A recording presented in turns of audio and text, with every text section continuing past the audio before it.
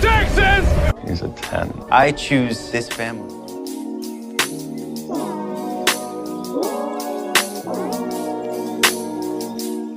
Hey guys, welcome to episode 133 of 911 Lone Star Roundup. I'm one of your hosts, EJ, and with me are my lovely co-hosts, Katie and Grace. Hey guys. Hey guys. Today we'll be talking about 911 Lone Star season 5, episode 11, titled Impact.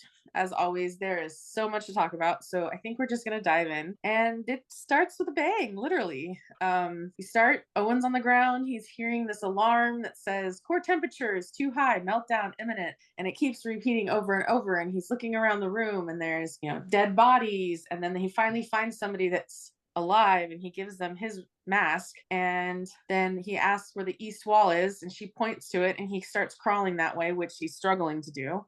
And he's trying to get to some button to shut down the reactor. And before we really find out what happens there, we go back to that morning. It's like, oh, okay, this is how we're going to start it. I forgot this is what we do during emergency episodes. Yeah. Okay, so then we're at the tar loft.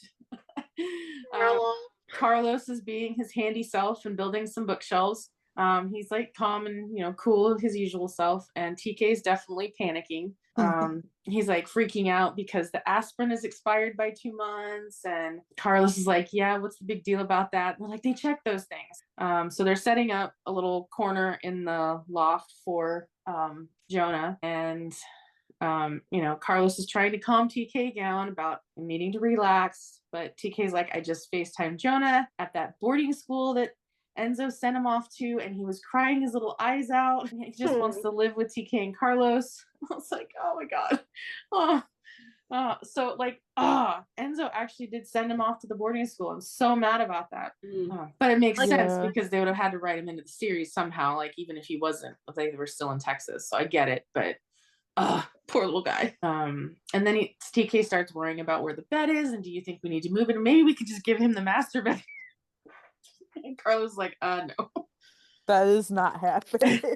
Like, it was just like they're total, like they balance each other out so perfectly, but they're like total opposites, and they definitely both have their moments of when they're vice versa, but like it's just the fact that Carlos is just like so like calm and just reasonable, and not to say that TK's unreasonable, he's not. I'm just saying like Carlos is very calm, and then TK is totally like just flying off the handle. It could have been a toss-up on both of them freaking out, because we've seen Carlos freak out. I'm not surprised that it wound up being TK, and then Carlos consoling him. Yeah. Because it was cute. And he's trying to calm him down, and even telling him like they're not going to care about the medicine in the cabinet, they're going to just care about the love we have for Jonah, and that they're going to be a family. And they're like, oh man, Carlos has come a long way in a season. Mountains. Yes. So then we go to a scene with Nancy and Mateo. Oh god. Okay. Oh yeah. Like, can I just read the notes? That's it. I'll get through quick. So Nancy and Mateo are shopping for plants. They're talking about how they're allergic to different pets. They don't want dogs. And so they're going to have to start bringing a plant back and forth as their kid, quote unquote kid, because Nancy shares with him that she doesn't want to get married. That plant is going to have a crisis. Just saying. Yeah. And so they find a plant they like. Mateo goes to reach for it. Another guy is starting to reach for it too, grabs it first, and they get into a knockdown drag out. And then after that, the guy announces that he's off duty APD. And pulls out his gun and badge. Yep. And I'm like, dude, like as a cop, that's like first instance of having an issue with the guy. You should have said something about who you were. Yeah. Aren't you supposed to identify yourself? Yep. Yes. I thought so. Yeah.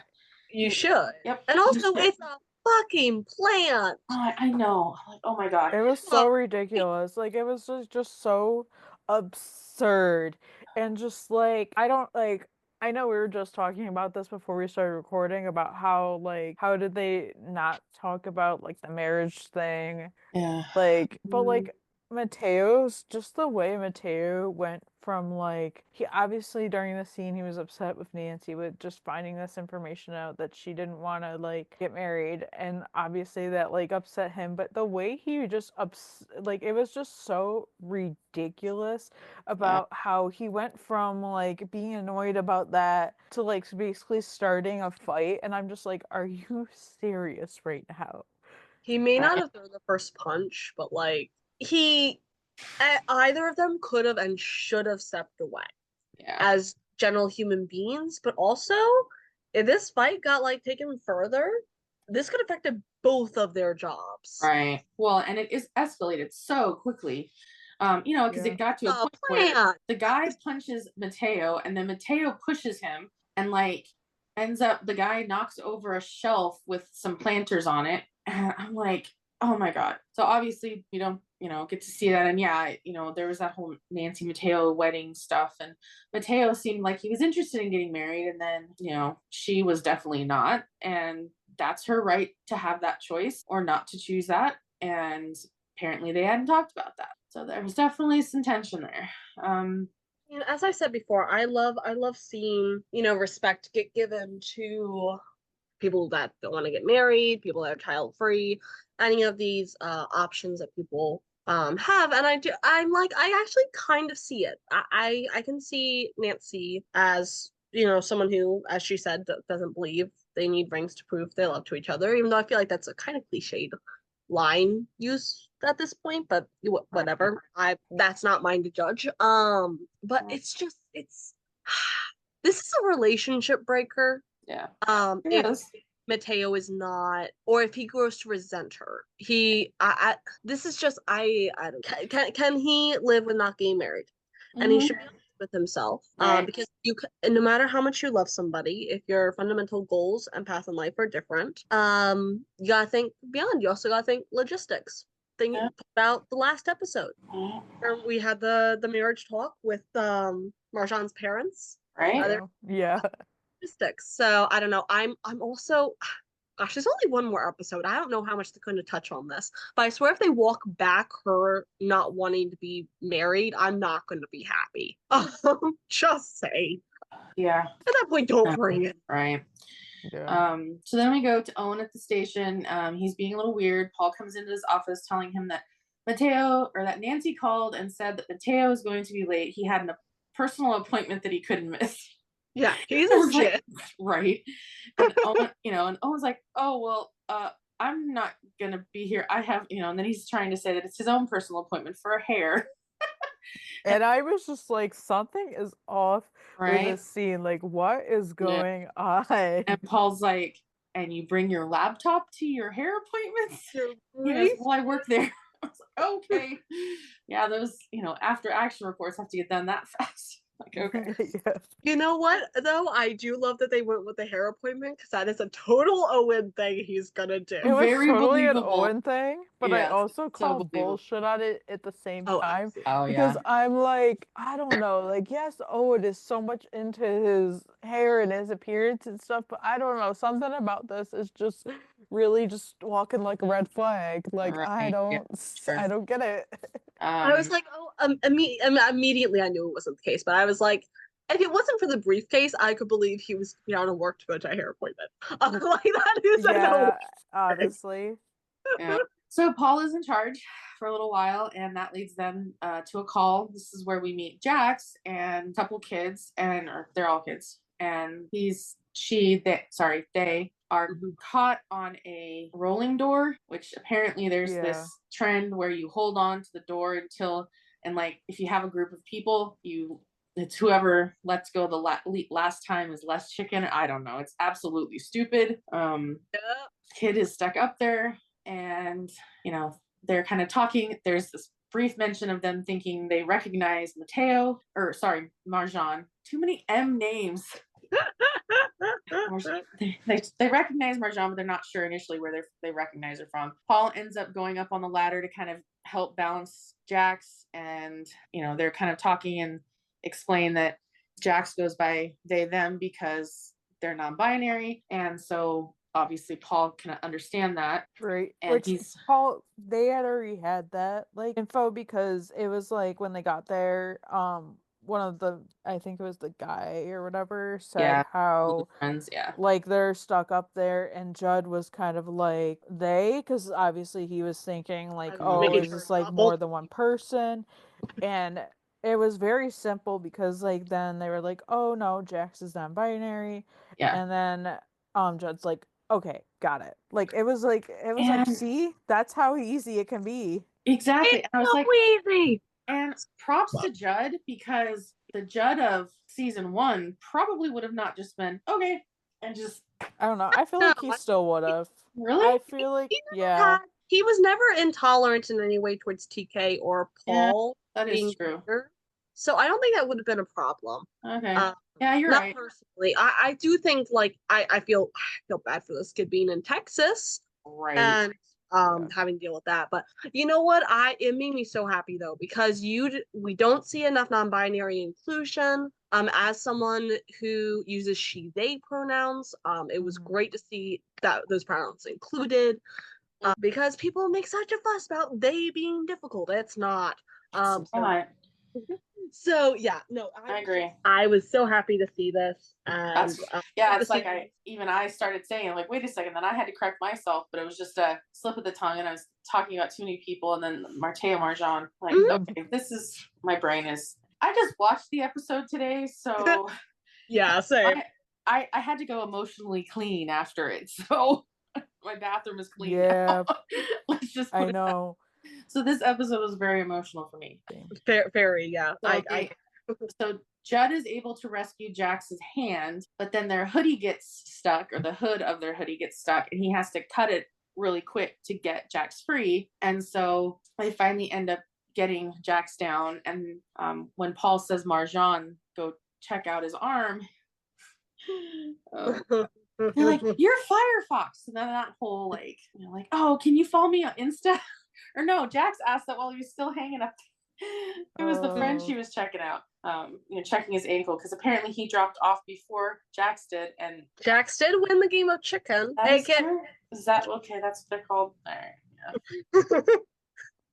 I've only really heard that in the terms of like a pool game.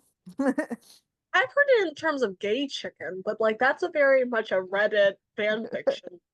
So like yeah, no, I've only heard it as like a pool game, like where you get on somebody's shoulders and you try to push the other person off the other person's shoulders. Mm-hmm. Yeah. So this kind of opens up an opportunity for Paul to mentor Jax. So there's some conversations that they have, and I'm like, I'm really interested in see how this is going to go, because we haven't really seen Paul mentoring someone of the community, and I think it would be awesome for him. And I'm really bummed that they waited till so late into the season to bring the storyline in, because I think that is an important story to tell. Well, because especially because we did get like, this is sort of a callback to season 1, like the very beginning when Owen was interviewing them and trying to convince them to come to Texas. And so it's kind of a callback to, I forget the exact line, but it was something about somewhere out somewhere in Texas there's a little kid, or there's a kid who is just like you, essentially. Oh yeah, I remember I mentioned this a few episodes ago too. Yeah, exactly. So I saw another callback to that recently, and it made me think of this. So I was like, yeah, it's great to see them finally like doing something about that. Would I love to see it every episode possible? Yeah, absolutely. I'm always here to see Paul doing his thing. But like, I do love that we are getting it to some degree now. Again, especially they're in Texas. Right. That's a big one, because for a long time Texas has been notorious for being very homophobic. Yeah. It's only gotten worse. But even in like really blue like liberal states, it's still difficult for queer kids, especially when it concerns gender identity. So we have a really tough time over here in Washington, because Eastern Washington and Western Washington's values are completely different. I think if they could vote separately, Eastern would vote red and Western would vote blue. Yeah, that's kind of like how it is for me. Like, I feel like probably closer to New York City is probably more liberal, but then like once you get like more upstate, I feel like it's more red. Not that it's not like somewhat blue up here, because it definitely is a little bit, but I feel like for the most part, it's very conservative. Yeah. It's kind of Yeah. funny because with thinking of Texas, like, so like, yes, it's a red state, but like from what I've heard of what people have said, like Austin is almost like it's like a different, like a totally different part, like state because of how like different things are. Like, yes, Yeah. it's still Texas, but like, for the most part, like things are like better there. Hmm. Yeah, Yeah. that's true. Yeah, I've heard the same thing. Like, Austin itself is definitely more inclusive and open, whereas yeah, the rest of kind of outskirts Texas can kind of And be bad. Texas is just so large. I mean, It is. Maryland's weird when it comes to that. Western Maryland is pretty red. We are, I'd like to say for anyone who does not know, anyone outside the US or just not very familiar with Maryland, we are and have been for a very long time a solidly blue state. Yeah, me We too. never Yeah. we never sway teal purple. We never do any of that. We have a Democratic governor. Even when we had a Republican governor with Larry Hogan, we were still a blue state. Hmm. So we are very progressive, liberal. But it's weird because so I'm in the Anne Arundel County area, like the capital. We're pretty blue. Montgomery County is blue. A whole bunch of different, it's several different counties. Very huge size populations are blue. But Yeah. Southern Maryland, which is also where I grew up, Western Maryland, those are red. Like we actually have a significant red population here. So where I am right now, I am generally in the political climate. I'm just wary in general right now, but like where I am right now, I feel very safe to be out and openly queer. Down where I used to grow up, I tend to be a lot more careful, and that's not even the worst. So it's interesting because it's kind of just different sections, not one way in particular. But Mm. fortunately, I would say Maryland's a pretty good state with that. But we are very small. Like we're Yeah. a very small state. So just with that divide just within us, just saying about Texas and Yeah. Texas being Texas, it's like, I'm glad that there are some places in there that are more liberal. Austin, of course, being one of them, but Right. it is still also very difficult. Yeah. So I don't know. Again, it's Yeah. you know. Well, yeah, yeah. Your state then is like mine. We've been notoriously and very and like it's. I can't remember a time we had a Republican any governor. We've always voted blue. I've always voted blue. But yeah, it it, it I yeah. Texas is definitely a very vast state, and it's where the population is where you're going to get your voting from. And with Texas, there's counties that maybe 5 people live in because the entire county is a ranch. Like I was just talking to a friend about it. You're driving through a whole lot of nothing in Texas. I remember driving through. We went to Austin, my friend and I, when we were going down there, and that was the whole point of the trip, was to get to Austin for to help with a friend's wedding, and it was just a very interesting experience. Let's put it that way. So now Yeah. we've taken that detour. Let's go detour back to the show.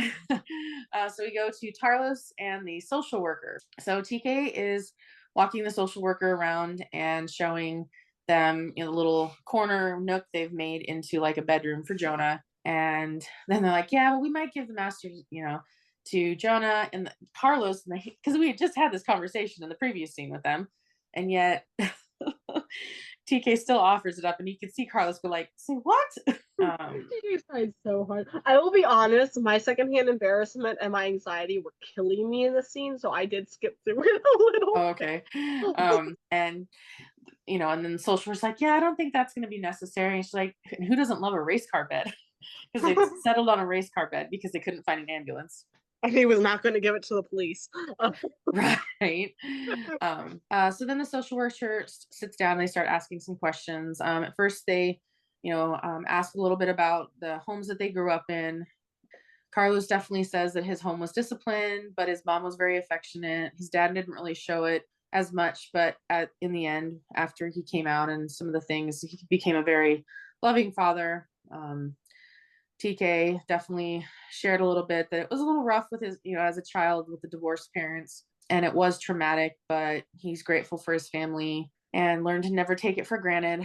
And then she asked if his drug use attributed from his family dynamic, and he actually said no, it was because he was in a bike accident, and his parents were actually the ones that helped him get into rehab. So that was really good to hear, that it wasn't because of that led him to it. He got hooked on pills after an accident. I kind of, Really? yeah. It was interesting we to not find know that out. No, I don't think so. I What I don't think it thought. ever came I don't think it was ever brought up specifically like how you got into it. Yeah, because I had always wondered if we'd find out, and I also wondered what it was. I didn't necessarily think it was connected to like any of like the divorce or anything like that, or anything he went through as a kid, but I had always wondered. So it would not be the first time that did happen because of that kind of stuff. Oh yeah, it happens all the time, unfortunately. Yeah. And I love Carlos being all protective and being like, well, TK's been sober for 5 years, and the social worker's like, I see that he wrote that in, and Carlos is like, no, he didn't just write it in. He goes to meetings every week. He has a sponsor, and TK's like trying to calm him down, which I can understand. They don't want the woman to get the wrong impression of TK's life having been an addict and in recovery. Yeah. And TK asks if that disqualifies them, and they're like, no, as long as TK is willing to submit to a random drug screening here and there. And TK's like, I totally would. He'd be heading away for his job. Exactly. So. Yeah. So yeah, and I thought it was really cool to see the social worker break a little bit and be like, congratulations on 5 years, and share that she was also in recovery. Yeah, which I thought that was so cool, and to hear that, just because like that is like common in a sense where like you never would expect like who is also in recovery. Right. It kind of reminds me of something Bobby would say of like you be in a room with a bunch of people and they could all be addicts or something like that. Right. Yep. Substance issues are very widespread, and so it's good to see it be not treated as a taboo or a rarity, because it's not. Yeah, and depending on the area, they may only have one recovery group. So many times addicts and alcoholics might be in the same group, whereas some have larger, vast amounts of groups. So yeah, it's I was like, props to them for bringing that up, and that you never know who you're gonna meet that is. I met someone recently who is in recovery, and I'm like, oh, okay, cool. Like it made sense, but it wasn't like now I changed my thought or my view on them. I'm just like, wow, that's super huge step. Then she goes on to start asking about their jobs, which is slowly when you can see things going downhill. TK is talking about the lava bombs and the toxic gas clouds he's had. Carlos is mentioning that you never know if you're chasing a bank robber or kicking a door into a cartel. And they're asked about the long hours, and Carlos said that his mom is there for Jonah anytime, whether he and Carlos like it or not.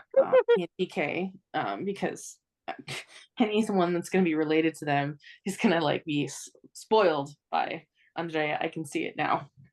Oh, for sure. Yeah, for sure. So of course, TK then asks, so are you going to give us the recommendation? Because that's what they were looking for, is have the social worker give a recommendation to the state and all the legal system that she believes that it's a safe environment and a loving environment for Jonah to go into.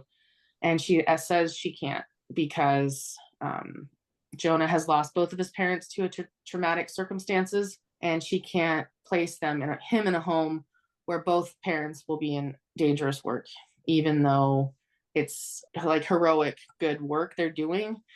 And I'm like, oh, so you can just see the deflated like feeling. And I think they needed to hear that. Like, I feel bad for him, like hearing that, but I also am like, I'm glad they heard that, because it really gives them an opportunity. Like, if they were biologically able to have their own children, like the state wouldn't question that.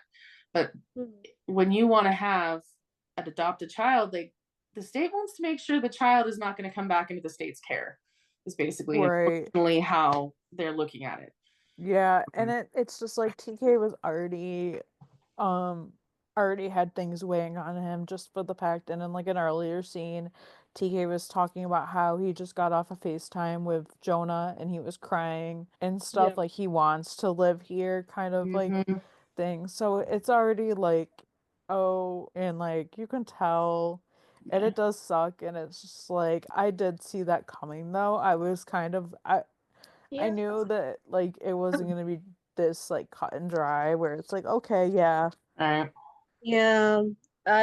it's not, the social worker's not making the wrong choice necessarily, because she Yeah. is thinking about Jonah. And, what if something did happen?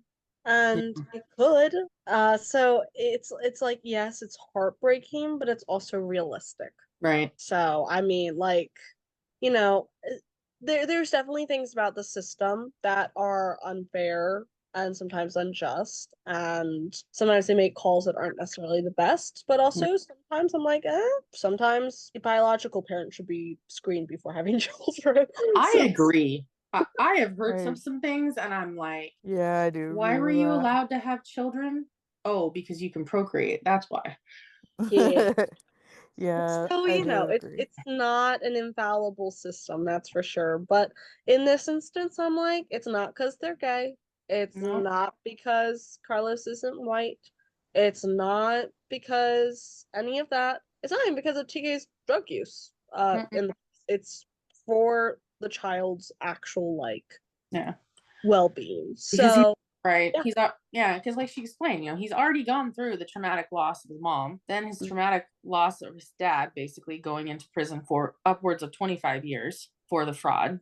That's a lot of time. I mean, Jonah's gonna be 28 when his dad gets out. Yeah, because he's about 3 now. So yeah, yeah. I'm like, it's realistic right now, but I'm hoping next episode they're able to resolve it in some way. Yeah. So then we go to the start of a very tough storyline with me. Tommy has an appointment with her doctor. She's explaining how she feels like she's going in the right direction, but her doctor comes in and basically gives the bad news that the tumor that one wanted to start shrinking is actually growing, and the chemo's not working, and it's starting to push on her aorta, and it could rupture at any time. And Tommy is trying to play the going through the grief of like, well, does she not even like disbelief right now of like, well, maybe it's just swollen right now, maybe let's, could it be that? And the doctor's like, yeah, that can happen, but it's slim. And Tommy then shares that her daughters are away visiting their uncle for a week in Atlanta, and she's like, well, how long do you think I have? A couple months? And when she says, oh, you mean like weeks? And then the doctor's kind of like, yeah, we don't know how long, but you should probably get your girls home, was kind of what she said. Get your affairs in order, basically. And I was like, yeah, that was hard to hear. I felt Yeah. bad. Like, this was a like total left field storyline with the cancer in this season. And then for this to be the outcome, I'm like, oh, but I'm also not shocked because I expected that part of it to come. I know, like, when they brought up the storyline, it was just like, why? Yeah. Like, and I was just like, and I had heard that somebody would likely die, and I was like, oh, once they brought up the storyline, because I had heard that before the season even aired, I was like, oh, okay, well, I guess we found out who. Yeah.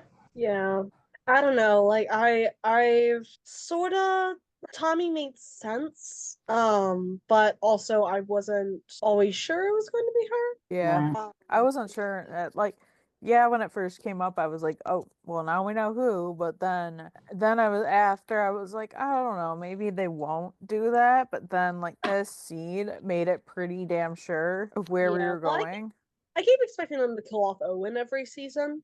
So like that's always been one of my predictions, was that it was going to be likely him. But now I'm like, oh, they are fully committing here. So yeah, no, I heard this and I was just staring at the screen like, what? Yeah, I think at this point I went, well, here we go. Yeah, Yeah. it was like kind of shocking, but I'm also like, oh, yeah, I kind of saw this coming. So next scene we see is Mateo in a holding room to interview him, and an officer and an agent actually come in, and Mateo's like, this guy started it, and the officers are like, I know this guy's always a problem, and that he's not in trouble for that, but because he's being charged with disorderly conduct, and but there's also an agent, and Mateo's like, so what's going on? And the agent basically says that because he's a dreamer, his DACA status can be put in jeopardy if he's ever gets in trouble with the law. And because he not only got in trouble with the law, he got in trouble by assault on an officer so to speak. He was an agent of ICE, basically giving him a letter saying that he's being deported and he can reapply for status to come back to the United States in a few years, all because of one altercation with this guy. This is the scene that made me mad. Me too. Agreed. And I know why it made me. In particular, like, this was not going to be great either way. But because of everything that is happening with ICE at the moment, all the mass deportations, the threat of Guantanamo Bay turning into a concentration camp, a lot of things happening right now. And my concern for a lot of people I know that are not born in the US, I keep wondering if I'm going to walk in and see that they're not there anymore. Yeah. That hit a raw point for me, and I was just saying, I didn't even process the next scene very well because I was so mad at this storyline. Yeah. I know this was not filmed when all this was happening. Started happening still. Well, and I actually looked up because I know of kind of what you're talking about, and then it's like I didn't know exactly what DACA stands for, but DACA stands for Deferred Action for Childhood Arrivals. So basically, because Mateo came to the US as a child with his family, the deferred action is, as long as you're cruising along and not doing anything bad, we're not going to look at you. But if you do something wrong, then we have the choice to do whatever we want. And which sucks big time. And it's like, I saw this on on another show like years ago where like they didn't do anything wrong. They were like, oh well, I never speed, I never do drugs, I never do anything bad because of like the fear of this happening. And like they were talking about how like they had a friend, they just showed up at her job and like deported them. And like they sent her like on a bus to Mexico. She didn't know Spanish. She had never lived there. Like she was a baby when she came here. And like that's like, so like if like this actually does happen, it's like what if he literally like has never like he doesn't remember it, or he doesn't that's scary. Yeah. I mean, hell, ICE is deporting Native Americans right now. Which where are you deporting them to? Fucking Oklahoma? We're the invaders. So yeah, no, I have no faith in anything being done correctly or right there. So yes, I understand. I know my view is very clouded. I'm very angry at the moment, but also this is not good for. I don't know why we had.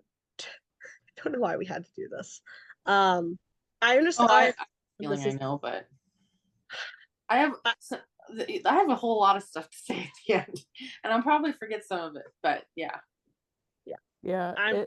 It was like I can understand that when they finished filming this stuff, it was like June, July, so I can understand. But just to see this shit now, it's just like, are you kidding me? Like, read the room right now. Like I like realism, but not this real. Yeah, this is a little too close to home.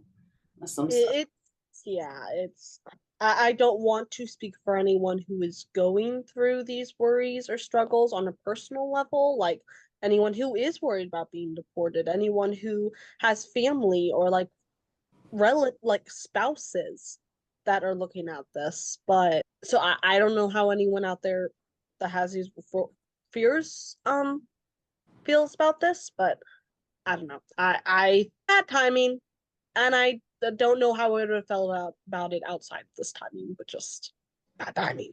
Yeah. And I will stop ranting about this because now I'm just getting myself mad. Yeah. So then we go to Paul and Jax. Paul is waiting to check on Jax at the hospital. And when Jax comes out, he makes a comment that how their Daredevil videos are very concerning, but the one that was the most concerning for Paul was the one where Jax is talking about how he was explaining at his new school his pronouns, and how one of the teachers rolled their eyes and some kids made some comments, and how Jax was feeling about not being seen as themselves. And Paul explains how he gets it, to how Paul understands not feeling seen. And of course Jax is like, yeah, what do you mean by that? You're a firefighter. And Paul's like, yeah, and I'm black and trans. Like, and That was Jack, such a good line too. go Paul. And And you could just kind of see Jack's face like light up in a way, like when he is Yeah. like, "Wait, you?" right. Yeah, like Yeah. it was that was great. And Paul goes on to say, the things they're doing are dangerous and they could get really hurt sometime. And Paul explains how he's like, I don't know how many kids I've scraped off pavements because of one stupid mistake. And, Paul also, goes on to, talk about how, Paul is a firefighter and a hero, and, Jax is, still really not believing it. But Jax is also feeling that nobody cares about him or about them. But Paul's like, no, I care about you. And it was like, that was the turning point, I think, for Jax. And then Paul also shared that he needed to get new friends. They needed to get new friends. And I'm like, yeah, I think we've all had those friends that make you do stupid stuff and like talk you into things. What was that 911 episode, or was it where it was the sister's last episode that the sister kept asking to do stupid stuff, and the sister's like, oh sure. Oh. I mean, let's go back earlier than that even. Like in 911, that poor guy that was always on the outskirts of his friends' social media content, the guy that got his head cemented in the microwave. Yeah, that And was actually what I was thinking of too. Got spun around by that motorcycle contraption on the playground. Yeah. So that's what I was thinking of. And I'm also thinking of the real life versions of this. Yeah, Because like we hear prank so many channels, those things. drive me nuts. I hate that, like, anytime I see videos like that, I'm like, nope. Because it's just like, it's so stupid and just like, ugh, I hate it. People will do anything for attention. And here's the thing, Jax, they're like, you can tell they're struggling. You can tell, and it's hard being teenager. Oh God, in teenage in general is tough. Teenagehood is so hard, and you're always grappling with who you are, whether that's gender identity, sexuality, just simply the mortifying ordeal of being known. You're struggling. It's hard. And it's also difficult when you feel alone, when you feel like you don't have any friends. I know I didn't have friends until I was 13, and even then, like, I was always the weird one. So I know this very intimately. I didn't know I was queer until I was 19, but I knew I was different from day one. So I can understand that. So it's like, I don't know. I feel for Jax because they clearly just kind of took whoever accepted them as their friends. Right. And I'm like, oh yeah, I felt that. Like my friends now are great.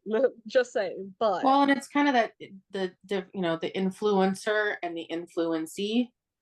Yeah. And Jax has struggled for a long time to be seen. So now they like latch on to the people that see them as friends, but they're like being influenced by those friends. So then they start doing all these things that really are dangerous. And you could see Jax kind of trying to put up a front like, well, I can do it, like, sure, you can do a lot of things. Should you? And like it's also straight out being manipulated. I'm not saying anything about the kids. I'm not saying they're doing anything like maliciously. No. Dumb kids. But it's like it's just like it or not, they are manipulating him. And he to some degree is kind of letting himself be. And it's just again, it's a mortifying ordeal of being known. And it's just an attempt to be seen. And I love Paul, how explaining, how he wasted so much time trying to prove who he was to everybody else to justify his existence. But he's telling Jax that they don't have to do that. And that Paul shares that he wished he had somebody who would have told him that, and that he was enough. And so he wanted to tell Jax that Jax was enough. And along with the comment about getting some new friends, Paul invites him to come by the firehouse to get a tour. But Jax ends up leaving with his friends anyways. They're friends. I'm sorry. The they and the him, I'm sorry. I'm trying. It's not it's not in my normal language because I don't know anybody right now that's of choosing to identify that way. So it's just not in my vocabulary. So I'm working on it. But yeah, so no, that I just love that scene. This really story was probably my favorite of the episode. It was definitely my favorite of the episode. Let's be real. Oh, but no, it was really good to see that. I really liked it. Yeah, it was really good opportunity. I love that. Like Paul outright said to Jax, he's like, I am here to be this person for you, because God damn, the amount of times I've needed someone to be that person in my life. Mm-hmm. Tell me I'm good enough, to tell me I'm loved, to tell me that it's okay. And the fact that they got to get it from Paul, I'm like, look, yeah, I need a Paul in my life. We all need to put our lives occasionally. And I'm really proud of how far Paul has come too, and his leadership is showing outside of even the firehouse, and that's really awesome that he's willing to take to mentor a kid who's struggling and looks like they might need some of that, and Paul's doing that, and that's really cool. So yeah, so then we go to Judd and Owen in Owen's office, and Judd brings in this box. It's a wooden box, and on top of it it says Open Sesame. And I think I could tell by the logo, like I'd heard of this place before, but it's a bagel shop. I had to look up to see if it was actually real, and it was real. Yeah, it's a bagel shop in New York. I love it though. I'm glad it's real, because and that it's is like yeah, and so Judd's like he's like, so is New York trying to woo Owen, but Owen reveals that he took the offer. So the offer that he got a few episodes ago about being the fire chief of New York is still on the table. They're trying to get him, and apparently Owen has already accepted the offer after discussing it with his lawyers and stuff. And the bagel scene actually reminds me of a scene in, I think, season 1 of Northern Exposure. I don't even know if either one of you were alive. Well, I know Grace wasn't. Katie might not even have been. When Northern Exposure was airing, there was this scene in there, and I did not watch this when it was airing, but I did watch it later. And it was a New York doctor, Dr. Fleischman, that got moved to nowhere, Alaska, and was definitely a fish out of water, much like Owen was when leaving New York and coming to Austin. And in one of the episodes, he was so excited for this box to come from New York, directly from New York. And everyone's like, oh, what's in the box? And he opens it up, and it's a box of bagels. And everybody was so mad that they tried so hard to get this, like somebody made an extra flight just to go get the box. And he was just, it was bagels. And it just reminded me of that. I just thought it was funny. I had to look it up to see if I was here yet. Nope. It literally ended literally 2 months before, just about 2 months the series, before I was born. So I was in my mom's womb. You would not have been watching it yet. No, I was not there. That's a very advanced wombhood of yours. I didn't watch it when it was airing. I think I picked somebody. My parents had watched some of it, so I picked up the DVD set, and so I remember watching it through that. But that was in like the 2000s, and now it's on Amazon Prime, so I can watch it again if I want. But yeah, so that little scene reminded me of that. But then like Judd's talking to him about he's like, now this time there's nothing on God's green earth that's going to stop Owen from going, and yeah, let's not tempt him. Oh my God. I thought that was so funny and so true in like that one. Oh yeah, for sure. I kind of wanted to just jump through the screen and smack him with a frying pan, be like, shut up. Let's not tempt the gremlins here. So then Judd asks Owen when he's gonna start the job, and Owen says it starts in a month. So then Mateo knocks on the door and asks if he could talk to Owen, and Owen's like, let me finish with this and then I'll come find you. And Judd tells Owen that he guesses he has to tell everyone, and Owen's like, yeah, they're doing a story about Owen taking the job in the New York Times, and it's going to come out the next day. So he wants to make sure he tells everybody before that happens. I was And surprised first that they said that, and then I was like, wait, fire chief of the NYFD? Is it NYFD? Yeah, NYFD. well, in Lone Star, FDNY. but it's Mm. FDNY in real life. Yeah, it is. Yeah, yeah. Whatever. Anyhow, that like becoming the fire chief, like that is also a Yeah. political position of some It kind. is. It is. So Yeah. I'm not surprised. I'm not surprised upon further reflection that they're doing it. But I was kind of thinking of it as like, that's like them announcing that a captain's taking it. That I was like, no, it's not at all. Yeah. I had They're several- trying to make it look real good, is my Right. kind of thought. Just for the show, they're Yeah. trying to make it look that good. So I'm just like, Yeah, it's probably like, don't worry, we have somebody to take over the guy that's leaving and being forced out. And Owen is worried about how he's going to tell everybody and how everybody's going to take it.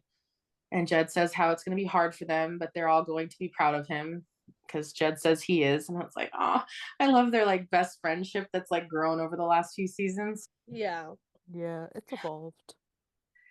Okay, I'm going to try my best not to get through this next scene without crying. So we'll see how I do it. If you need Okay. one of us to take over instead, let us. No, I need to do this. Okay, so Tommy is calling her girls on FaceTime. She's at home now. And the girls are getting boba, and their uncle Julius is out in the outside. So they're like, "Would you want us to come get him?" And she's like, "No, that's okay."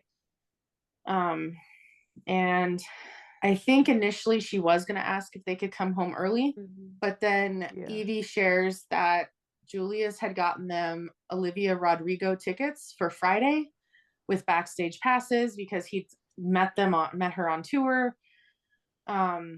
And then they're like, is everything okay? And Tommy's like, oh yeah, she was just missing them and just wanted to call and let them know she was thinking of them.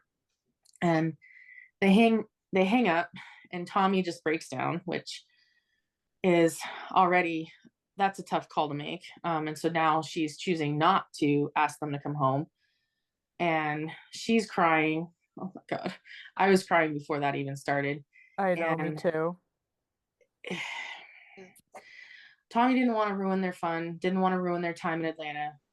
And so instead she chose to stew and alone. And then all of a sudden you hear Charles's voice. The moment I heard that, I went, fuck. And I knew that this was coming too because I I did. had read like the synopsis or whatever for this episode, and like I was reading the guest stars, and I was like, oh, okay. And when I read that, I was like, okay, so are we getting like a hallucination? Are we getting a dream? Like, what are we getting? Right. And so Charles's voice, and Tommy is freaking out, and she's like, no, you can't be here. And Tommy thinks she's having a stroke. So like it was a very limbo story, like, because we didn't really know, like, is she asleep and dreaming this? Is she dead and this is kind of last things? We don't know. And Tommy and Charles are talking, and she will wonder who will watch over the girls, and Charles says the same person who is right now. And Tommy's like, well, do you think Julius can really handle it? And Charles says, well, he can handle it. And after they kind of have some conversation, and they're trying to like talk and connect, there was this moment, and I think what got me the most was when Charles said he came to bring Tommy home. And that was what my mom had asked or told me, that she wanted to go home, that her mom was here to take her home just before she died. So like that really hit hard, but it's such a true like representation of what can happen at that like end of life stage. And you could see the camera panning out after Charles's image disappears, and Tommy's just laying on the couch, and you can hear the clock ticking, and then the clock stops. And I think that was their way of killing off Tommy, because I know a lot of people are like, no, she didn't die, she just fell asleep, and other people are like, no, that was her death.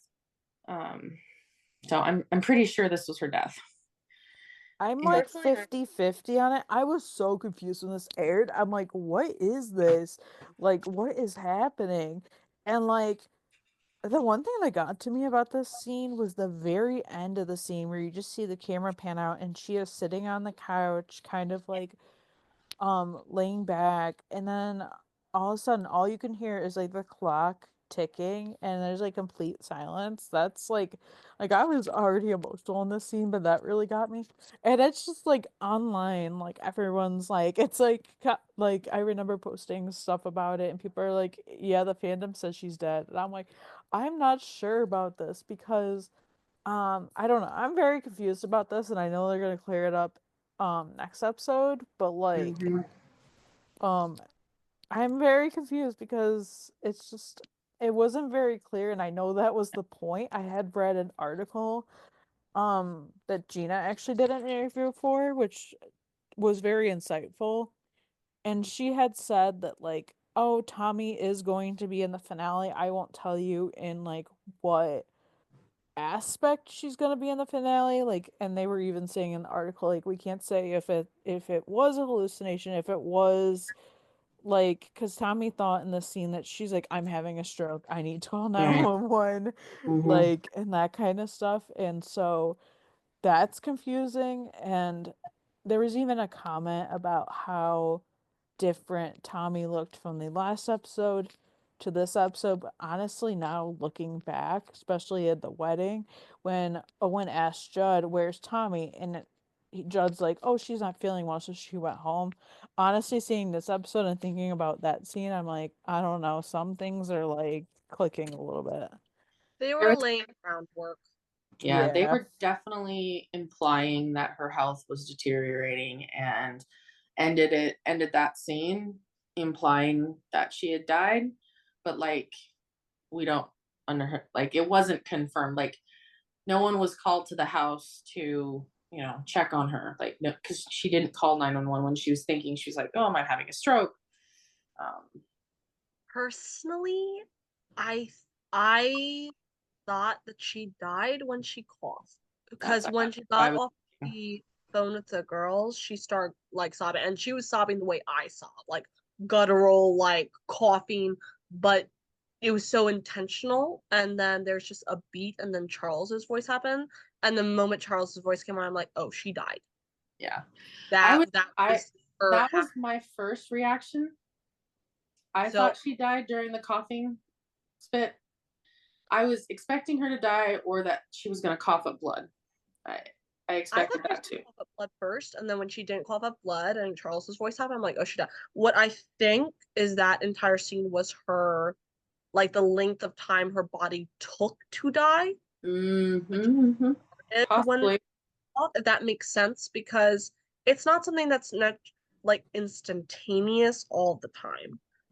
Yeah. So, I don't know. I'm going to be shocked if like uh, to me, I'm like, this was her death scene. This Yeah. is exactly how it was written to be. Right. Everything they said, like short of having paramedics come in and be like, oh, she's dead. Um, this was her death. And so at the risk of sounding callous or cold hearted, I didn't cry during the scene because I was in shock.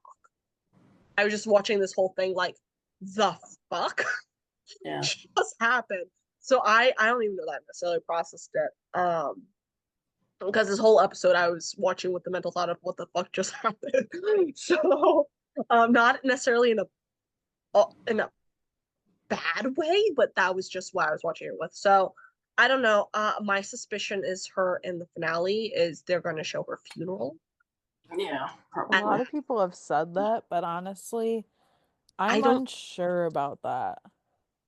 I don't think they're gonna give her a death sentence in this episode, pretend to kill her in this episode, and then fake out and kill her next episode. Yeah. See, My That's hope is that what Judge is the one that shows up. Hmm? I said my hope is that Judge shows up to check on her. Oh, as long as it's not the girls in over a week's See. time. I was like, no, I want the yeah. Yeah. Someone's gonna check in on her at some point. Well, yeah, especially with the asteroid coming. My guess Yeah. is that my guess is either that they're gonna get a call at some point by someone who checked in on her, or that they're gonna go check on her after the whole emergency and they're gonna Because find they're her. nearby. Yeah. The only thing that is making me think that it's the opposite is the fact that there was a specific scene that was in one of the promos that released before the show came back for like these last 3 episodes, where Mhm. Tommy is watching the news of like the asteroid, like seeing like probably like what's happening as it's happening, and she is so shocked. So I'm like thinking that like we're gonna get some of that. In what capacity, I have no idea. But like, Right. so I'm thinking that I don't know. This is very confusing, and they are doing so well because that's exactly what they wanted. They wanted people to Mhm. be like, wait, is she alive? Wait, no, I think she's dead. And it's just the fact that the whole fandom is like, R.I.P. Tommy, nope, she's dead. Yeah. Yeah. I don't know. I will be. I don't know. I can see how that scene is complicating things. My personal suspicion is maybe that was a little bit of a fake out scene that Yeah. they had to leave, right? But who knows? I could be wrong. In my mind right now, I do think she passed in this. That was the like she passed, which is tragic. Well, And and they could have filmed that other scene and just decided to not use it, and because they've constantly done that where they add scenes in that they end up cutting out of the episode and the they do promo. Could that. have. They could have, but I don't think so. I don't know. We'll find out Yeah, we'll find out in a few, next episode. I just can't believe we're coming up on the end. Okay, so back at the 126, Judd comes over and asks TK. TK's sitting on the back of the ambulance, and Judd's asking him for some chamois. And TK kind of tells them where they are. And TK is so focused on something else, he's not really paying attention to Judd. And Judd's asking him how he's doing. And TK's like, I'm good. And Judd's like, yeah, but your demeanor doesn't exactly look like things are good. And TK shares how him and Carlos saw the social worker that morning, and TK that she's not gonna let them be Jonah's parents because of their high risk careers, but it's more of a she's not gonna recommend that. Judd, agrees that it's absurd and asks if he's gonna try and appeal it. And TK's like, it doesn't really work like that. And Judd's like, no, there's got to be something you can do. And TK's like, there's not. And they haven't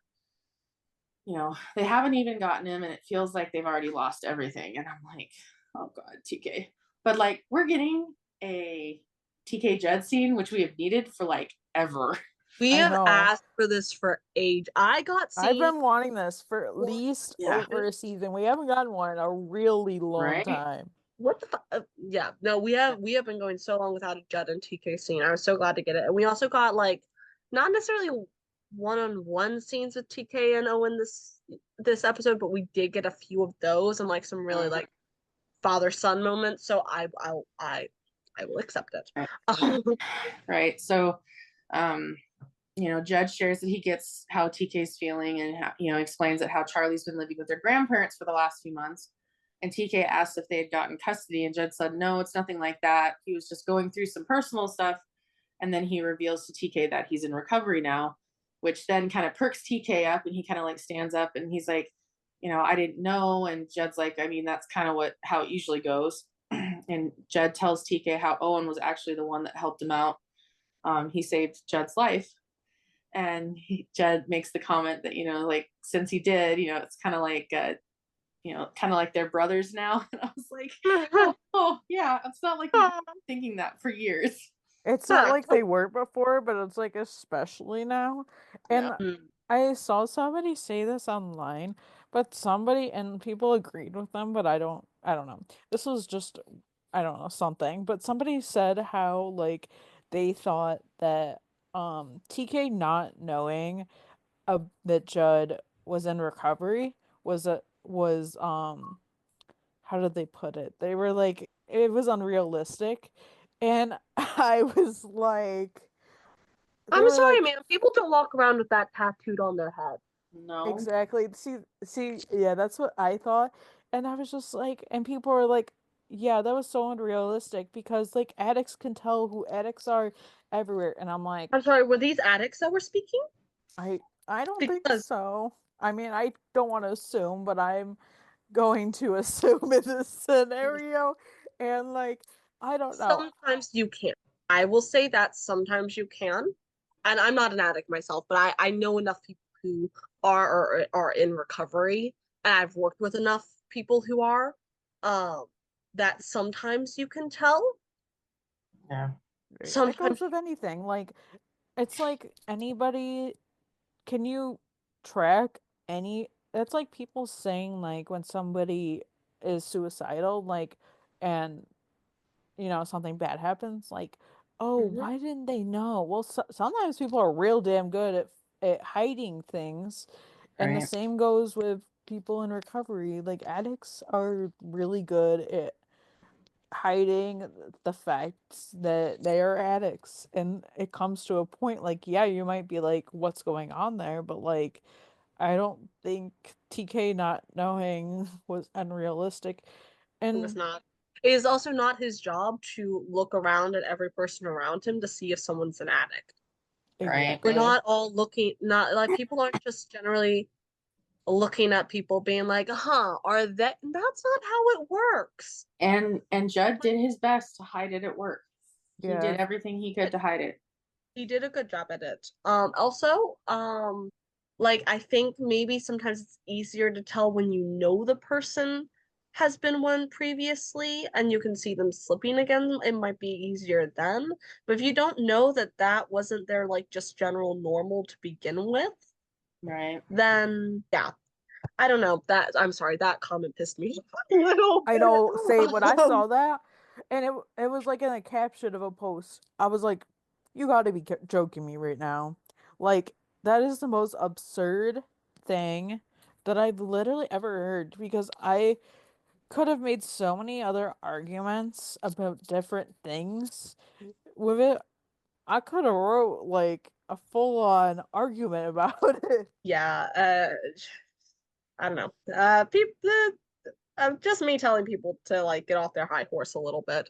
Yeah, It's not as simple as that. People are a lot more complex than that. Addiction's a lot more complex than that. All yeah, right, it is. agreed. Yeah, Um, that's all I'll argue. so then Judd says, how in the program they that you gotta do the next right thing. And Judd says, this whole thing with Jonah, he's like, you just gotta keep doing the next right thing and it's gonna be okay. Yeah. And I'm like, wow, that's really big. And like we've like we said, we really needed this scene. And then just two different people in this episode told TK they were in recovery, and I was like, wow, that's very poignant. And also, I think for TK, he needed to realize that he's helping others by being clean himself. Yeah. Um, And you know what? Breaking the stigma. Let's talk about this. yeah, Let's true. not shun Yeah, people because it's a major issue. We're in an opioid epidemic.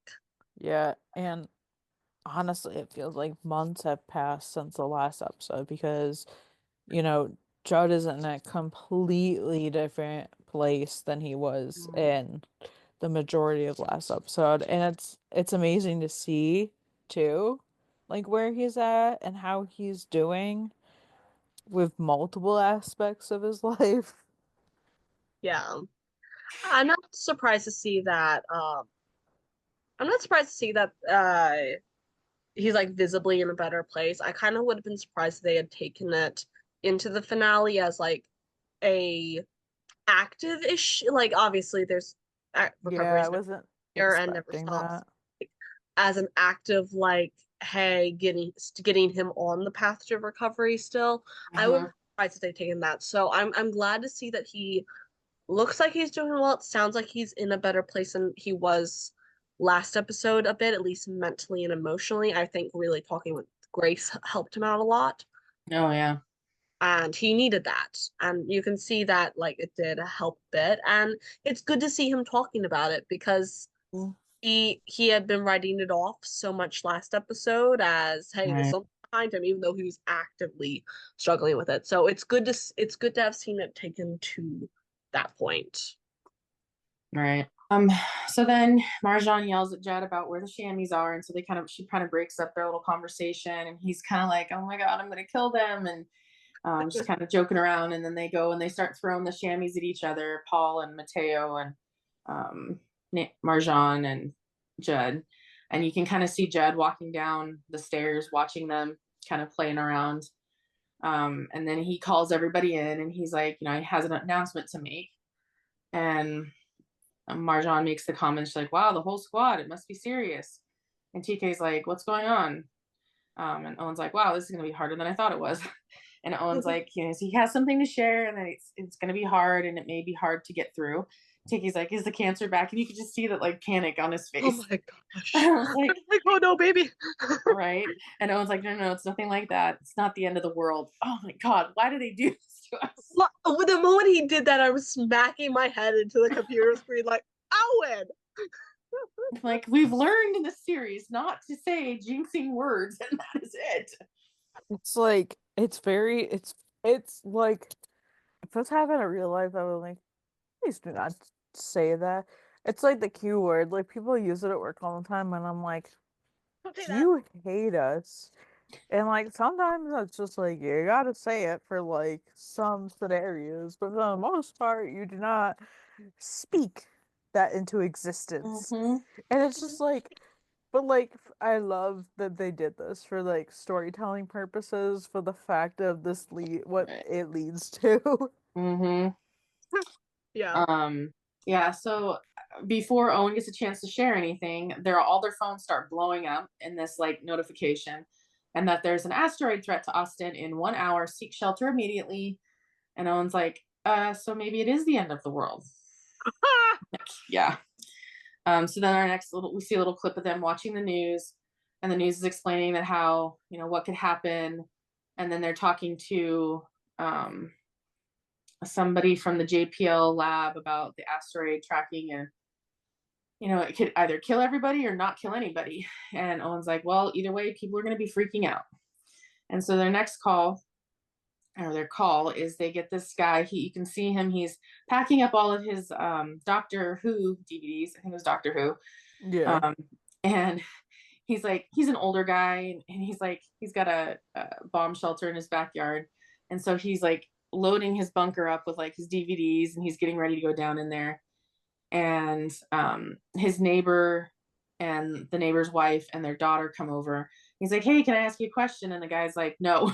Just before they even get the question out. And he's like, basically it was kind of a crotchety old man, and he's like, he was mad because he never got invited to any of their parties. And it kind of reminded me of that older lady from season 1, I think it was episode 2, with the whole like constantly complaining and calling the cops and the police about the fires that they were doing, and like they were doing barbacoa in the backyard and all that stuff. She was a bigot though, yeah, so like not totally the same, but I get I know what you mean. I think it was a lot. She just wasn't included, and so she was acting that way. But so the guy eventually caves and does agree to let their daughter come into the shelter, because the parents were like, don't worry about us, just take her. And so he was, just as he's about to unlock the door, he kind of has this, I don't know, breathing problem, or he kind of collapses and sinks down, and so he's not able to, so they have to call 911. And you can see I almost said the 118. You can see the 126 driving down the road, and like there's so many people on the road, nobody, and they can just barely get in there. And so they ended up having to dig a hole near the bunker and like put oxygen tanks in and light it up so they can like blow a hole in the bunker to get to this guy, because they can't get the door open. And they shock him, and he wakes up real quick, and he's like, is my AFib acting up? And then he's like, well, what did you guys do to my bunker? Oh, poor man. And Paul's like, yeah, sorry about that. Yeah, about that. But props to the neighbor. He's like, well, I guess it's time for us to throw some burgers on the grill and celebrate the end of the day or whatever. Yeah. Yeah. I felt for him, because it was just like, he was just like probably like a lonely old man. Mm-hmm. It was, he could have been a widow, and so I felt bad for him, because it's like they had these barbecues and he was never invited to them, and he probably just wanted like somebody to care, or somebody to like ask him how he was doing, or somebody to talk to, and like I get that. So like it ended fine. Right. He It meant worked out well. because then we see them, eating burgers and stuff later. So I like that. But so the 126 gets back to the station and Owen's like, hey, everybody, we don't know what's going to happen when the rock hits, but it's probably not going to be good. Everybody else gets to go home, be with their families and loved ones, but, not them because they took an oath. We serve no matter what the danger, no matter what the cost. And I just, he just wanted to take a second and thank them. He's like, there's no group I'd rather be with at a time like this. And Marjan's like, yeah, right back at you, Cap. And Paul says, how this is our family. And Jed's like, yeah, 126 forever. I was like, yes. And so Owen gives them a chance to go call their loved ones and to do what they need to do. But to come back in a few minutes right before the blast hits. And I was like, that actually felt like the end of the world. But it's like the start of the goodbyes. And Owen, then kind of pulls, as everybody's dispersing, Owen asks Mateo if there's something he needs to tell him. And Owen, Mateo's like, not really, probably nothing we need to worry about right now. I was like, well, yeah. Don't worry about being deported if you're not there anymore. Right. And then he asked Owen like what his announcement was, and Owen's like, it's nothing to worry about right now. Like, don't worry about going to New York when you're not going to be. Honestly, I feel I like would have been mad if he said something. Yeah. Yeah. TK deserves to know first. Yeah, I don't know that I would have been mad, but like I would have been mad if it had been done like an announcement where then like, well, I had plans, eventually, but like I just would have been mad if Owen did say something and it was to Mateo and not like TK. Mm-hmm. True, that's fair. I get that. Yeah. So everybody calls their loved ones. You hear TK calling Carlos, and Carlos is like, hi, baby. Marjan calls Joe, and she makes the comment how we didn't even make it a year before their first existential threat. Jed video calls Charlie. Oh, my heart. It was so cute. And then you see Owen in his office scrolling through his phone, and he still has Gwen's number programmed in there. And it's so very common. I still have my dad's number. That's so real. Yeah, I was thinking about this when I rewatched the scene. I was like, that's so real. And it was also very sad. Like, I still have my grandma's number in there, and she's been dead like 4 years. It'll be 5 years later this year. And it's just like, yeah, that is like the realest thing. And it's just the fact that Owen didn't have like anybody in his phone to call. Like, anybody he could call, and I'm just it's like the only one was TK and he was right there. It's like I know, it was really sad. I just felt really sad for Owen at this scene.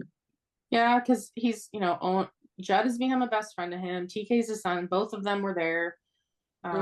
Yeah, and he's not been great and had the great relationships in his past. So he's doesn't really have like single, like women that, are still in his life. And his brother is gone, even one that, he didn't know much about. He could have called his, sister-in-law or his, niece and nephew, but he like barely knew them. That wouldn't have like they would have they probably would have heard about it and gone, oh, Dad's or Robert's brother died, that kind of thing. It was just it was sad, and it's like the only thing that really was like kind of his own doing is like he didn't have a significant other, but like he had no family. He had like literally his everything was right there, and I was like, damn. So then, we do see him go back downstairs, and after TK's off the phone with Carlos, you see TK say, hey, Dad, and they hug, which was good because we needed that. I was like, if they didn't do anything, I would have been mad. But it's like, what do you say in that moment other than hug your loved ones and tell them you love them? That's about all you do. So as they're like all getting ready, they're putting their turnouts on to get under the trucks to, kind of brace for the impact. Jax shows up. And Paul's like, what are you doing here? And Jax is like, if it is the end of the world, they want to be there to help where they can. Because Paul had made a comment like, why don't you channel that dangerous, spirit into like helping people do crazy things. And Owen's like, who's this? And Paul's like, oh, this is Jax. I told them, I'd give them a tour of the firehouse. And Owen, Perfect like, right, they get a jacket and a Perfect hat. And, timing. like, go to the trash. Like, Perfect timing is that firehouse might be blown up again. yeah. Oh, again, you're right. Right. I And just then, thought you know, of Owen that. tells everybody get under the fire trucks, and Jax tells Paul while they're down there that, you know, they're scared. Paul's like, yeah, me too, kid. And you see Owen reaching over and putting his hand on TK's arm, and then it hits, and end of episode. I was like, yep, that sounds about right. That's where we're Yep. ending. That sounds right. Yeah. Yeah. Yeah, so this episode was a lot in one. Jesus. Yeah. Part of me was like, I really wish they wouldn't have done the beginning scene, just because we know that happens after it hits. Like, Yeah, but I'm also confused about that scene because I also just saw a sneak peek today, and it was like a power plant, whatever. I think that's what I read. And so I'm very It's probably confused. nuclear or something. Yeah, it was Yeah. oh yeah, that's what it was. It was like a nuclear plant something. And Yeah, I there's was a just few of them. like very confused because I'm like, okay, so this must have happened because of the asteroid, but I'm honestly not sure. And I'm like, okay, well, it was very confusing. It was kind of random too. Mm-hmm. My only guess comes from like the 1960s show Wonder Woman, which had the reactor overheating because of destabilization, which I that's my guess because of the impact of the asteroid. Yeah, Because it didn't maybe. like if the asteroid had hit it, it wouldn't be there. So that's my guess. If I called it, I'm just saying, y'all should go watch Wonder Woman. Anyway, um, I don't know. That's my only guess on what's happening with that. I don't necessarily mind that they showed that because like we have one more episode. It's not like they're all gonna have died in the impact. And now that Yeah. in the exact finale episode, that's a different thing. Yeah, like But we it's already kind of knew they're gonna be alive. yeah. Yeah, it's kind of like misleading. I mean, I'm Yeah. glad it's misleading in a sense because it's like we all knew, but also it's kind of like they even mentioned this in this episode. So it's either gonna like blow everyone up or like it's gonna be like, oh, that was it. Right. Well, I don't know. And that's like very realistic in a Over sense. into like thousands of pieces and like hitting like the hillsides, which Mm-hmm. probably would have impacted some very unfortunate like wildlife and Right. flora, but it would have not hit Austin. I do think, I mean, the chances that it breaks apart and still like hits some parts of Austin is not I don't know. I could go into the logistics and frankly, I could poke some holes into how they did the whole asteroid thing. Mm-hmm. For one thing, tracking the thing, Right. I could do that, but I'm not going to. Yeah, because there Because were times when they've said stuff like that was gonna happen, and then they're like, "Well, it's unlikely." I'm just like you wouldn't know if an asteroid was coming for longer than an hour. Yeah, they would We've be been talking about tracking. it for at least days, if not longer. Yeah. I think we've been tracking like a certain comet or asteroid or something that's going to be passing by Earth in like 2026 or something like that for years. Mm-hmm. Yeah. And we can track this stuff years before it happens. Right. Or Yeah. With all of our deep satellites and deep radar and telescopes, there's no way that would have been just like the first moment they'd heard of it. yeah. So I that is my main gripe with how they did it, but you know Yeah, what? it also Drama. kind of makes sense because, Yeah. like, if you tell people that this is going to happen, you're going to send a panic, Right. and you do not want people panicking way before something could or couldn't happen, or until you did not have enough concrete evidence that this would cause like a threat to anybody. Yeah. There's also that. Yeah, but you would know for longer than an hour. So that is my Well, that is yeah, my they knew, but they Yeah. weren't gonna share that. Right. no, you'd still share it with enough time for people to evacuate. I don't know. It is what it is. Yeah. It certainly is representative of how people act in disasters because, people clogging out the roads. I remember that just simply from the hurricanes Yeah. that were happening last year, like hearing Yeah, all the roads in Florida and all the flights and all that. yeah. Or like people would go to gas stations and there'd be no gas because everybody panicked getting Yeah. gas. People did that for another reason. I can't remember exactly what it is, but I remember like gas stations were out of gas and people were like, "Oh my God, you need get gas today because might not be able to get gas." And then it ended up being like something that somebody said and it got way blown out of proportion. It wasn't even like Right. true. Like, Well, yes, this they is did run why out of gas, but because of panic. this is why you're supposed to keep your car above a quarter of a tank. Yeah, Yeah. especially this time of year when it's cold out. Exactly. Yeah. So I don't know. But I don't know. The episode in general was just such a sucker punch Yeah. in Yeah, so many ways. And like I was telling you guys that my main gripe is with Fox for Indy Lone Star. Right. Me too. Because we could have done a lot of these storylines spread over several seasons, and they could have been handled Right. more in depth. I'm not going to say all of them were necessarily handled ill, but Mm-hmm. could have been handled more in depth. But I also have a gripe with Lone Star for throwing so many storylines into one season. Like I Yeah. understand have content for 12 episodes, but like, hey. But like even that, like that me saying that sounds like I didn't like the episode. I did. And it feels weird to say that about an episode where Taylor's being threatened with deportation, Tommy dies, most likely. And like the asteroid. It's hard to say that about this kind of episode, but I did like it. My most favorite part was definitely with Paul and Jax and that whole storyline. Again, it's great to see non-binary inclusion, and see Paul being a mentor. Like, hey, this is great. I Right. love this. I order 5 more seasons of this. Yeah. But the rest, yeah, I don't know. It was just such an episode, and Yeah. yeah, it was just very much of an episode. Yeah. And I'm very curious to see what we're doing in the finale.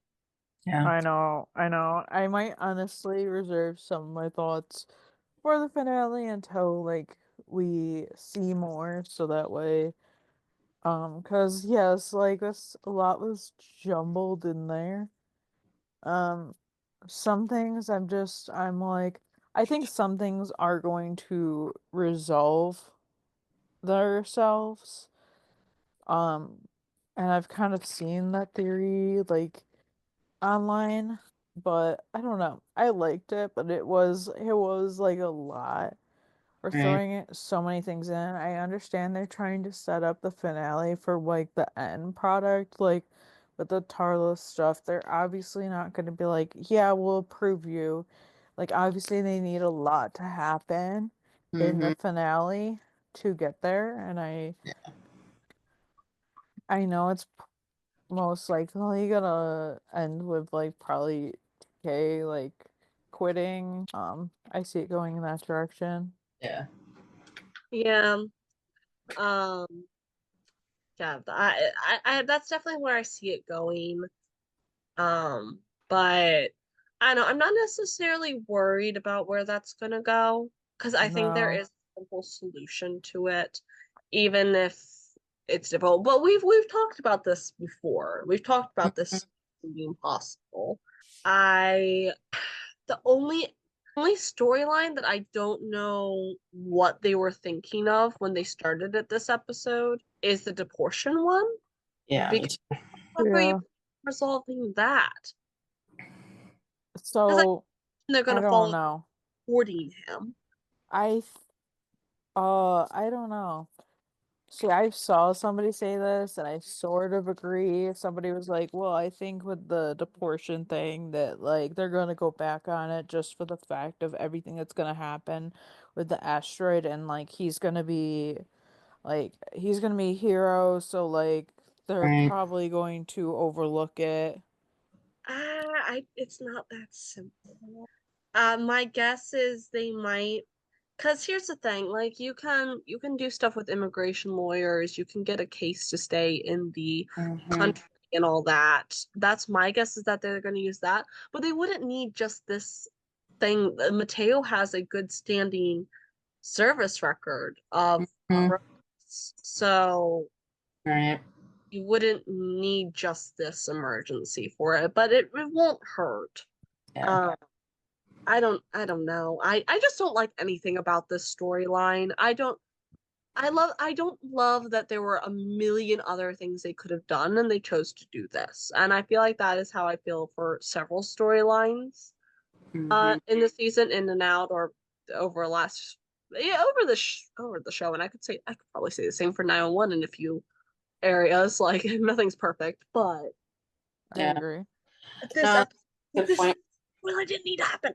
Yeah, Yeah, that I felt like was like the red herring. I like really yeah. the second to last show you bring up this.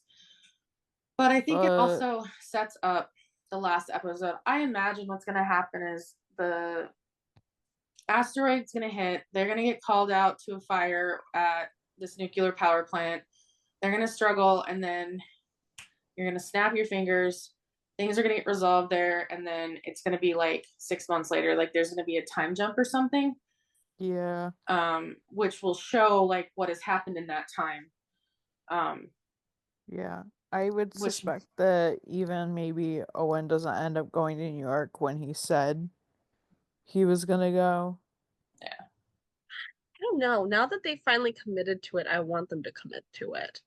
Well, I'm not saying he's not going there. I'm just saying he might not go as fast yeah. as they were saying. Well, and if he's in that building when the radiation, when the a Yeah, reactor explodes, cause he's and gonna like get I, exposed to radiation. yeah, Is not gonna be able to live more than a couple more days. yeah, cause I saw the extended scene and the extended scene made it work look a lot worse. I mean, I have wondered, hey, are they just gonna kill both Tommy and Owen off? So yeah, I They don't. could.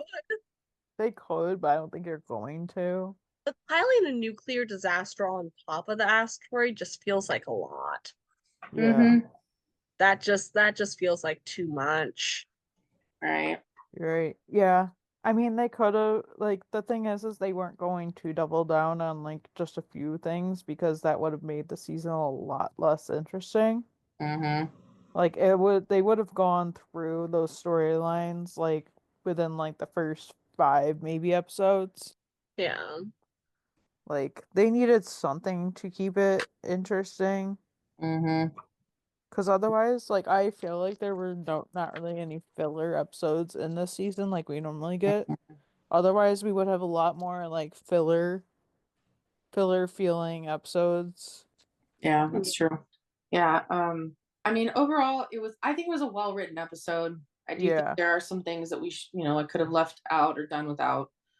Um, but yeah, it's setting up for a good series finale. I hate that I'm saying series finale. I know. It's Um, like becoming so real. and Fox made a very terrible decision, and I'm just hoping and praying that the powers that be can somehow find some network or streaming platform that's willing to take on Lone Star, or in some way get a spin-off somehow going to at least follow up with them. And I know when I was younger, oftentimes when a series would end and there were still some things like to wrap up, they would actually do like a made for TV movie. Like I would Yeah. love, like if they decide they're not going to do a spinoff or or another season or something like that, it would be cool if they could maybe do another, depending on how they leave it off. I don't think there be that many things Yeah. open ended, and they honestly don't really do that anymore, especially for a show like this. It honestly would not work as Right. something like that. It would be Mhm. better as a series. Yeah. So yeah, I'm hoping that, they can figure something out and maybe Lone Star's not gone forever. Yeah. I'll rewatch it. I know. I'm honestly like, yes, it sucks that it's ending and like it does suck, but like I'm honestly excited. I might make it like a tradition that like when the show would traditionally start to like maybe do a rewatch then. Yeah, that'd be cool. Yeah. Yeah. But yeah, I did like this episode even though we went in like 50 different directions, but you know what? We That's did. that's kind of it happens a lot. No, it's not a podcast with us if we don't know that sometimes. Well, the show went in 50 directions, but we also go in like 50 more directions. Right. And surprisingly, like the promo was really not a promo, so we don't even have that to talk There about. was not even a promo. Like, Right. so like watching on Guess TV, they yes, can't there do was like a anything. little bit, but there's no promo online. There was nothing. There was like, I was honestly mad. I was like, what the hell? A lot of people were Right. mad about that. I wasn't the only one. People were like, so you're telling me this is a series finale and you don't even get a damn promo? It literally was just come back next week for the series finale of 911 Lone Star, and then they go to advertising for that Hawaiian show that shall not be named. I was like, I turned it off as soon as they showed it. I I turned do it this all off. the I time. was like, screw you. Yeah, when I was watching it live, yeah, I always do the same thing. My roommate's like, "Oh, what's that?" I was like, "Nothing. We're gonna watch right now." And I was like, "You want to watch it? You can find it on Hulu later." Yes. Do we have any fan thoughts for this episode? Yeah, so many varying of Oh, opinions. period. Some people hated it, and you know what? I was like, that makes me sad. But okay, I understand. All we all have our opinions. Um, literally everything that can go bad. This isn't a good reason, but I'm bawling my eyes out nonetheless. I totally understand that. Oh my God, I am crying and biting my nails at the same time, honestly. That's so. Um, yeah, very real. This episode was deeply upsetting for me. The worst part being Tommy dying alone in her home while her children in town, leaving them as orphans. It feels crazy to think a main character as important as Tommy is going out in such a way that feels careless and not the ending she deserves. And I can't wrap my head around why the Raiders chose to do this. And honestly, I was both sad and mad about it. Honestly, yeah, I agree. I I don't know. The only thing I can think of is why they chose this, and I hope they do like post post series finale interviews to explain this more because I don't think they really explained it to my knowledge as to why they chose this. But the only thing I can think of is they were trying to parallel the start of the series, and they didn't want to do it with Owen, of course, because that would have just been repeating things. So they decided to do it with Tommy, and I'm honestly confused. They also paralleled a lot of things from season one. I saw a lot of similarities with season one, which I don't hate, but I'm also like, why did we have to go here? Right. Like, I'm just, I don't know. Yeah. I just this whole season it was like great to talk about episodes, but now it's like at the point where we're so close to the end, and I'm just like, uh, damn, we're really here. And Yeah. it's getting so real and so sad. And I just don't know when I watch the finale what I'm going to feel. Yeah, it's hard too because like it's funny. Like I there's the joke about any series like it's not over if I don't watch the series finale, right? So like Yeah, there's a I part of me that's saw like I several just won't posts. watch it. And I'm like I can't not do that and do the podcast. So it's like Yeah, that would be I'm fun. gonna watch it, but I'm like I don't Yeah, believe that it's over. Like I think in my head when it's I been like September and it hasn't come back and like next January and it's not coming back, like I think it'll sink in a little more then. yeah. I'm Yeah, I mean, I do have hope that they might do something with at least some of the characters, and they might pop up in something else. Mm-hmm. I do have hope, but that kind of stuff does take time, so I think it would be like quite a few years before we even got something like that. Right. Um, and I'm interested to see like Yeah. off the show what happens, Yeah. but I don't know. I'm just it's a weird feeling. Right. And like I know Ronan and Rafa have both been doing different stuff afterwards. And then I think Ronan posted today a picture of him and Rafa doing some like press for the series finale. Mhm. Like recording like Zoom calls. So I'm sure we're gonna get some of that coming soon. But yeah, it's such a weird feeling right now. It is. It's like it's very weird. I saw several posts of people being like, um, don't even if you're watching the show now, because there are a few people that are starting it from season 1 right now. If you're watching the show right now, just stop at season 4. Stop with stop with the wedding. Stop with like all that stuff. Like there is no season 5. And I'm just like season 4 finale is honestly worse. Like yeah, we get the wedding, but we also get Gabriel dying. Right. True. And And there's still a TJ's lot to love uncle. in season 5. Yeah. I agree. There's a lot to love in season 5. Yeah. But yeah, as we've said throughout this episode and others, yes, there's these storylines we're like, okay, you could have done without that. But I think season 5 was a really good season, and I think it's worth having. But yeah, so all in all, sad Lone Star's going away. We'll be here, and we'll figure it out. We've got some 911 content we need to record, so I know. I'm excited to get back into that, and it'll be exciting to at least we still have 911. That's my thought. Like, yeah, yeah. it sucks, but at least we still have 911, and now we can like fully focus on 911. It's airing and stuff, and who knows what else we'll manage to talk about. Right. Because honestly, we can do whatever the hell we want. Yep, it's our show. Exactly. We just can't change the name completely because I did buy the website domain, so that I'm might okay with that. We can be. I would never want to do We're in that. memoriam. in memoriam. I would never want to do that. Anyways. Yeah. No, I love the name. I think we'll yeah, because like it's always a journey. Think of a name for something. So I would never wanna. And then you have your start. I'm grateful for Lone Star for a start. Right. Well, anybody else have any extra thoughts they want to share? Just some profanities from Vibes. We'll save those for later after we're recorded. Yeah.